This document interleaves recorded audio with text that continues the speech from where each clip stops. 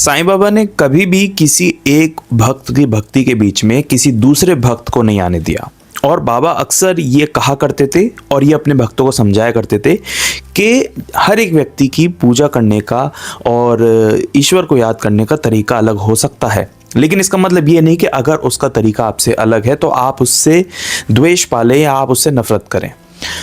बहुत सारी कहानियों में हमें एग्जाम्पल मिलता है। एक बार द्वारिका माई में बाबा बैठे हुए थे और बाबा के साथ संताराम नाचने, जो बाबा के एक भक्त हैं, वो वहीं पर मौजूद थे।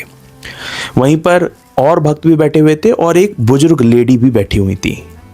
अब हुआ ये कि बाबा सब भक्तों से बातें कर रहे थे और अचानक बात करते करते बाबा ने कहा कि संताराम, मेरे पेट में बहुत तेज दर्द हो रहा है। संताराम ने जब ये बात सुनी तो वो थोड़े से हैरान रह गए कि आखिर अचानक से बाबा के पेट में दर्द कैसे हो रहा है। फिर बाबा बोलते हैं कि इसका कुछ इलाज करो, इसका कोई उपाय करो। वहीं पर जो पास में एक लेडी बैठी होती हैं, जो बाबा की भक्त होती हैं, वो कहती हैं कि बाबा अगर आप इजाज़त दें तो मैं अपना एक नुस्खा आजमाना चाहूँगी। बाबा ने कहा कि बिल्कुल। वो वहाँ से द्वारका माई से जाती हैं और बाहर जाने के बाद ईंट, जो ब्रिक होती है, उसको गरम ईंट, क्योंकि वो धूप में रखी रखी गरम हो चुकी थी, तो उस ईंट को उठाकर लेकर आती हैं और वो बाबा को बोलती हैं कि ये आपके मैं पेट पर इससे सिकाई करूँगी। क्योंकि उस टाइम पर कुछ ऐसी इलेक्ट्रॉनिक मशीन नहीं होती थी, तो उन्होंने ये नुस्खा अपनाया कि जो गरम ईंट होगी उससे बाबा का जो है वो पेट पे मसाज करना चाहा। बाबा ने भी उनको परमिशन दे दी। अब तमाम जो भक्त हैं, संताराम भी बाबा के पास बैठे थे, वो ये देख रहे थे कि वो जो लेडी हैं उन्होंने गरम गरम ईंट बाबा के पेट पर रख दी और फिर उसको धीरे धीरे वो प्रेस कर रही थी। ये देख के जो संताराम है वो बहुत ज़्यादा परेशान हो गए और वो अचानक से चीखने लगे कि कहीं बाबा को चोट ना लग जाए, तुरंत हटाओ इसे, तुम यहाँ पे ये क्या कर रही हो, इससे क्या होगा, और तुम्हारी इतनी हिम्मत कैसे हुई कि इसको तुम प्रेस करने लगी हो। क्योंकि संताराम को ये लगा कि बाबा बहुत पतले हैं, बहुत कमज़ोर शरीर है उनका, तो वो ये प्रेशर जो है ईंट का, गरम ईंट का, वो झेल नहीं पाएंगे, जिससे उनको नुकसान पहुँच सकता है। और इस वजह से उस लेडी को वो बुरी तरह डांटने लगे।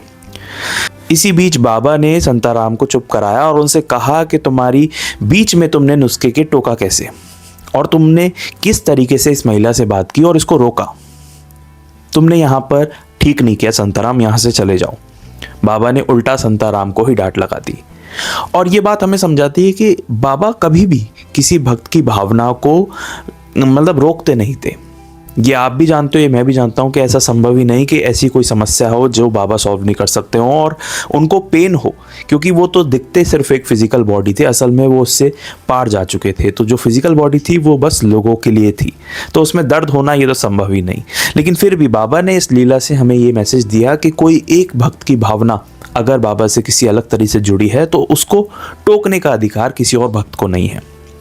एक और कहानी में हमें ये पता पड़ता है कि जब शुरुआती दिनों में बहुत सारे भक्त जो हैं वो बाबा को नहीं मानते थे या नहीं पूजने जाते थे, तो उस समय भी महालसापति पूजा की थाली लेकर बाबा को पूजने जाया करते थे द्वारका माई।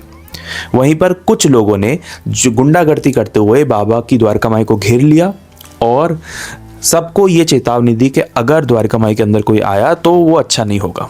उसके विपरीत जाते हुए भी महालसापति से बाबा ने कहा कि तुम डरो मत, मैं हूं ना। महालसापति उन सभी लोगों के बीच में से गए और बाबा के मस्तक पर चंदन लगा के उनकी पूजा की। उसके बाद किसी भी भक्त की हिम्मत नहीं हुई महालसापति को रोकने की, क्योंकि बाबा के ऐसे निर्देश थे।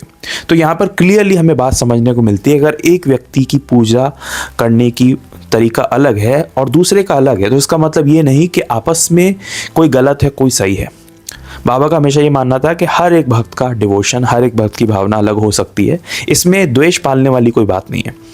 कई सारी बातें हमें हिस्ट्री में पढ़ने को मिलती है जिसमें बाबा ने कई सारे भक्तों को ये मैसेज दिया कि एक दूसरे से चिढ़ने के अलावा या एक दूसरे की बुराइयां निकालने के अलावा अगर हम अपने अपने काम पे ध्यान दें तो वो ज़्यादा बेटर होगा। तो इसलिए बाबा का क्लियर मैसेज यही है कि आप जैसी पूजा करते हैं इसका मतलब ये नहीं कि अगर दूसरा अलग तरह से कर रहा है तो वो गलत है। अगर आप इसी तरह बाबा से जुड़ना चाहते हैं या बाबा से जुड़ी हुई कहानियाँ या हिस्ट्री जानना चाहते हैं तो आप इस चैनल को सब्सक्राइब कर सकते हैं। मैं बाबा से जुड़ी हुई इतिहास पढ़ता रहता हूँ, समझता रहता हूँ और आप तक पहुँचाता रहता हूँ। मिलेंगे एक नेक्स्ट वीडियो में एक नई कहानी के साथ, तब तक के लिए ओम साई राम।